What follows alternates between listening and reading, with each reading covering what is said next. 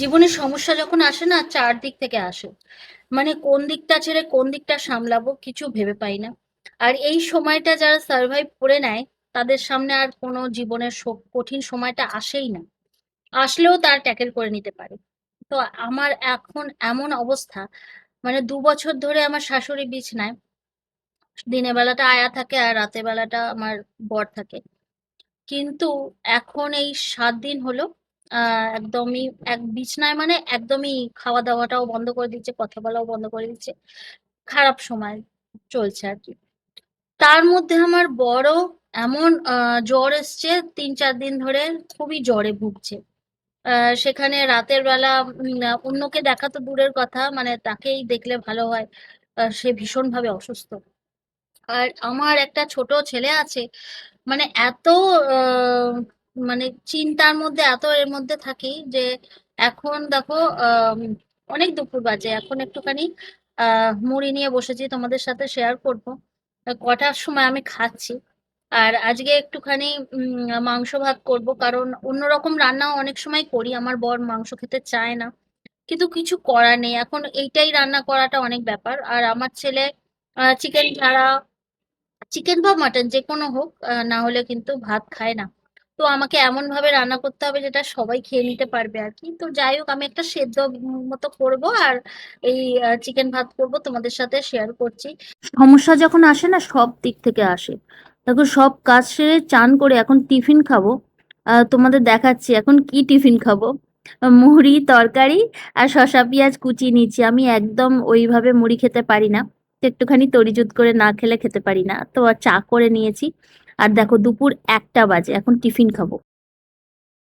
তো দুপুরবেলা রান্না বসিয়ে দিয়েছি, চিকেন করব। তো আলুটা আগে নুন হলুদ দিয়ে লাল লাল করে ভেজে তুলে রাখছি। আর আমি চিকেনটা না নুন হলুদ তেল আর একটুখানি গন্ধরাজ লেবুর রস দিয়ে ম্যারিনেট করে রেখেছিলাম 2 ঘন্টা মতো। আর ওই তেলে আমি চিকেনটা ভালো করে নেড়ে নিচ্ছি। এটাতে কিন্তু একটা চিকেনের যে গন্ধটা, অনেকে আছে সহ্য করতে পারে না, যেমন আমার হাজবেন্ডই পছন্দ করে না, কিন্তু এটাতে আর থাকবে না গন্ধটা। 1 নম্বর হচ্ছে লেবু দিয়েছি ম্যারিনেট করার জন্য। আর 2 নম্বর হচ্ছে এই যে তেলে নেড়ে নিচ্ছি, এই কাঁচা মাংসের গন্ধটা একদমই চলে যাবে। তো আমার রান্নাটা করতে করতে যেটা বারবার করে লোডশেডিং হচ্ছিল, এটা একটা বিশাল সমস্যা ভিডিও করার জন্য অবশ্যই। তো চিকেনটা আমার গোল্ডেন কালার করে ভাজা হয়ে গেছে, এবং ওই সর্ষের তেলে আমি তেজপাতা আর শুকনো লঙ্কা ফোড়ন দিয়ে দিয়েছি। এইবার কিন্তু আমি পেঁয়াজটা দিয়ে দিচ্ছি। আর পেঁয়াজটা কিন্তু আমি বাটনায় একদমই ইউজ করি না, আমি যেটুকুনি পেঁয়াজ দিচ্ছি অল্প, কিন্তু সেটা আমি ভেজে দিচ্ছি।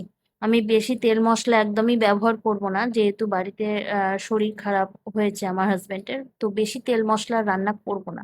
তো পেঁয়াজটা দেখো গোল্ডেন কালার করে ভাজা হয়ে গেছে, এবং টমেটো আদা লঙ্কা রসুন এইটাই আমি বেটেছিলাম, সেটা আমি দিয়ে দিলাম। এই কষাতে কষাতে আমি শুধু জিরের গুঁড়ো দিচ্ছি, আর কাশ্মীরি মির্চ পাউডার, অল্প একটু হলুদ আর নুন, স্বাদ মতো নুন, ব্যাস। আমি আর কিছু দেব না। আর যেটা আমার সমস্যা হচ্ছিল সেটা হচ্ছে এই যে ধোঁয়াটাতে না ওই ভিডিওটা করতে ভীষণ সমস্যা হয়। আমার কেন জানি না মনে হয় ফোনটাতে প্রবলেম হবে, কিন্তু কিছু করার নেই। আমার ইন্ডাকশন ওভেন নেই, ইন্ডাকশনে কিন্তু ধোঁয়াটা বেরোয় না আমার মনে হয়। তো যাই হোক, গ্যাসেতে ধোঁয়াটা বেরোয়। আমার মোটামুটি চিকেনটা কষানো হয়ে গেছে, তেল ছেড়ে দিয়েছে। এবার আমি একটুখানি উষ্ণ জল দিয়ে দেবো, আমি জলটা সবসময় উষ্ণ করি। আর এটা আমি হাঁড়ি বসিয়েছি, চালটা দেওয়া বাকি আছে, দেখলাম জলটা গরম হয়ে গেছে, তো আমি এটা চিকেনেও একটু দিয়ে দিলাম। উষ্ণ জল দিলে কিন্তু চিকেনটা স্বাদটা ভালো থাকে। আর ভাজা যে লাল আলুটা দিয়ে দিয়েছি। এই লাল লাল করে ভাজা আলুটা না আমার মনে হয় স্বাদটা দ্বিগুণ করে।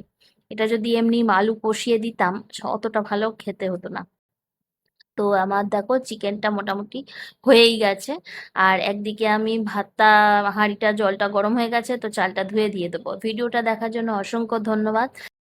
প্লিজ ফলো করে আমার পাশে থেকো। দেখা হবে নেক্সট ভিডিওতে। Tata, bye bye.